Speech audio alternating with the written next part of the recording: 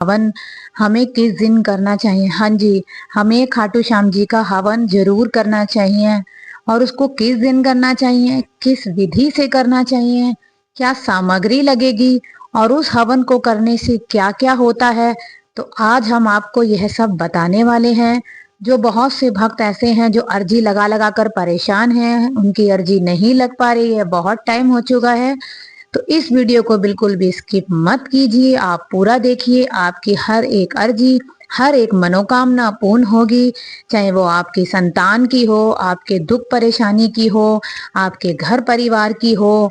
किसी का घर नहीं है, वो बहुत परेशान है, अगर आप घर चाहते हैं या अपने दुख परेशानी जो भी आपकी बहुत ज्यादा है, आप चाहते हैं कि वो मेरी दूर हो जाए, या आप चाहते हैं कि बाबा मुझे वो चीज मिल जाए, तो वो सारी मनोकामनाएं आपकी पूर्ण होगी। इस वीडियो को बहुत ही अच्छे से और बहुत ही ध्यान से सुनिए, यकीन मानिए आपकी हर एक इच्छा पूरी होगी। चलिए, बाबा पर विश्वास, सबसे मेन बात यह है कि आपको बाबा पे विश्वास अटल रखना है। यह नहीं है कि आपने सुना कि वो भी खाटू श्याम जाता है, वो भी ये करता है, वो भी वो करता है, तो आप उस भाव से उस चीज को ना करें। अर्जी तो आपकी पूरी होगी लेकिन बहुत देर हो जाएगी। तो प्लीज यकीन मानिए, बाबा पर विश्वास एकदम अटूट रखिए और उस विश्वास के साथ ही बाबा की हर एक पूजा कीजिए, हर एक उपाय कीजिए, हर एक अर्जी जो भी आप लगाते हैं या आप खाटू श्याम जी जाते हैं, तो सच्चे दिल से जाइए, प्रेम से जाइए और अपने मन के भाव से जाइए। और एक सबसे मेन मैं बात आपको बता दूं कि आप सोचो कि मैं खाटू जा रहा हूँ, मेरे क्या चढ़ाऊं। बहुत से लोग सोचते हैं कि हम क्या बाबा को अर्पित करें कि बाबा प्रसन्न हो जाएं। या बहुत से लोग ऐसे ही कह लो कि जिनके पास चढ़ावे के लिए कुछ नहीं है, जो दर्शन करने चले जाएं वो ही बहुत बड़ी उनके लिए बात होती है। तो भक्तों, आज मैं आपको एक बहुत बड़ी बात कहने वाली हूँ। आपके पास कुछ भी नहीं है तो आपको टेंशन लेने की बिल्कुल जरूरत नहीं है कि मैं बाबा को क्या चढ़ाऊं। बाबा को अगर आपको चढ़ाना ही है तो यकीन मानिए अपनी आंखों के वो आंसू चढ़ाइए, जिनसे महंगी कोई भी चीज नहीं है, जिनसे पवित्र कुछ भी नहीं है। हाँ जी, यकीन मानिए आप खाटू जा रहे हैं, बिल्कुल मत सोचिए कि आपको बाबा को क्या चढ़ाना है। आप बस अपने सच्चे दिल से और भाव से जाइए, और बाबा के आगे अगर आप सच्चे दिल और भाव से जाएंगे अपने दुख परेशानी लेके, तो खुद ही खुद आपकी आंखों से आंसू निकल जाएंगे। और जो आपके आंसू बाबा के दरबार पे चढ़ेंगे ना, उससे बड़ा कीमती और उससे बड़ा पवित्र कुछ भी नहीं है। इसलिए अपने सच्चे दिल से जाइए और सच्चे पवित्र मन से जाइए और भाव से जाइए, और बाबा से जो आपकी मुश्किलें हैं, जो आपकी मुराद है, कह दीजिए। बाबा आपकी जरूर सुनेंगे, क्योंकि कहते हैं ना, हारे के सहारे की जय। हमारे बाबा जो हारे का सहारा है। बस बाबा सिर्फ एक ही चीज कहते हैं कि जो भी बाबा के पास आए वो दिल से आए, मन से आए, एकदम सच्ची पवित्रता से आए, ना कि किसी दिखावे से आए। बाबा सबकी सुनते हैं और हमेशा सुनते रहेंगे। तो चलिए, अब हम आपको बताते हैं कि आपको क्या करना है। सबसे पहली बात है तो ये हवन जो आपको करना है 11 के दिन करना है। महीने में 2 11 आती हैं, अगर आप 11 की दोनों को कर सकते हैं तो अच्छी बात है, नहीं कर पाते हैं तो एक 11 को कर लीजिए। और उससे मैं आपको पहले एक चीज और बताना चाहूंगी कि आप अपने घर में एक बाबा का स्वरूप जरूर लेकर आए। जिनके घर में स्वरूप बाबा का है बहुत अच्छी बात है, जिनके घर में नहीं है वो खाटू श्याम जाते हैं, दिल्ली धाम जाते हैं, या आपके आसपास कोई भी लोकल मार्केट है वहां भी बाबा का स्वरूप मिल जाता है। अब तो ऑनलाइन भी मिल जाता है, तो जिस भी विधि से, जिस भी तरीके से आप बाबा का स्वरूप मंगा सकते हैं, ऑनलाइन मंगाइए, मार्केट जाइए या खाटू जाते हैं वहां से लाइए। आप मूर्ति लाना चाहते हैं बाबा की मूर्ति में ले आइए, फ्रेम में लाना चाहते हैं फ्रेम में लेना चाहिए, जिस भी तरीके से हो, पर आपको अपने घर में बाबा का स्वरूप रखना ही रखना है। और क्या करना है, आपको बाबा की दोनों टाइम आरती करनी है। आरती अगर नहीं कर पाते हैं तो दोनों टाइम बाबा की जोत जरूर जगाएं, देसी घी की जोत बाबा के लिए जरूर जलाएं। दोनों टाइम बाबा की विधि विधान से पूजा करें।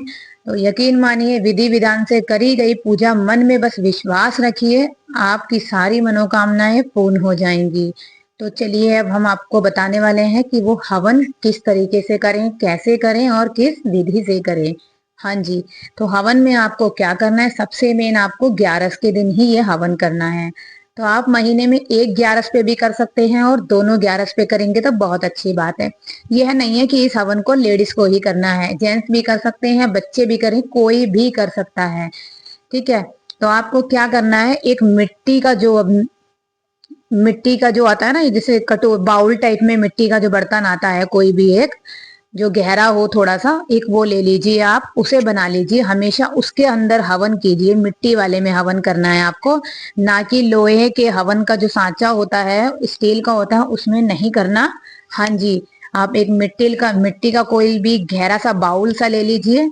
बहुत मिल जाते हैं, मटके वाले होते हैं, उन पे मिल जाता है, आसपास बहुत जगह मटके वाले होते हैं। एक उसको आप ले लीजिए और 11 ले लीजिए जो उपला होता है। हाँ जी, तो आपको 11 के दिन क्या करना है, आप नहा धोकर अपना 11 के दिन अपने मंदिर के आगे बैठ जाइए।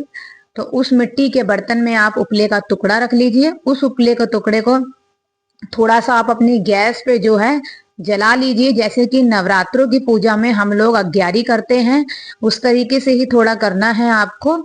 तो उस उपले को अच्छी तरह से आप अपनी गैस पे कर लीजिए और उस मिट्टी के बर्तन में उस उपले को रख लीजिए। हाँ जी, उस उपले को आपने मिट्टी के बर्तन में रख लिया, तो आपको क्या करना है, थोड़े से जो गोले होते हैं, गोले के टुकड़े काट के रख लीजिए। कुछ नहीं करना है, आपको एक मिट्टी के बर्तन में उपला रखना है, उसमें थोड़ा सा कपूर रखना है, 2-4 गोले के टुकड़े रखने हैं, थोड़ी सी सामग्री डालिए, देसी घी डालिए और उसको प्रकट कर दीजिए।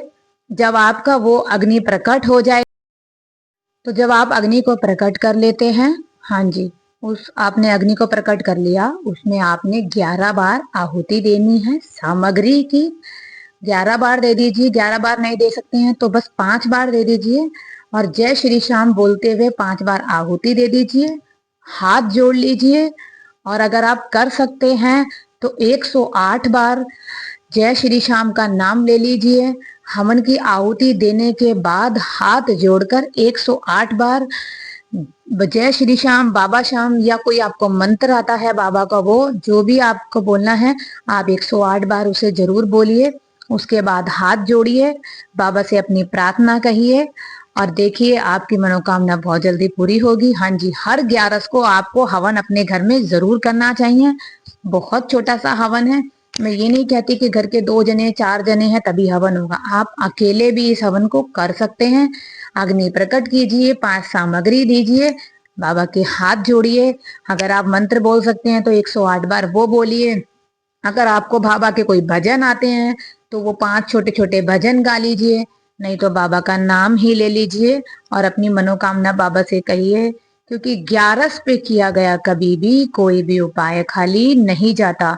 सबसे मेन बात है, आप जो भी बाबा की पूजा श्रद्धा से करेंगे, सच्चे दिल से करेंगे, वो हमेशा पूरी होगी। हमें कोई ना कोई अपनी पूजा पाठ का नेम जरूर बनाना चाहिए।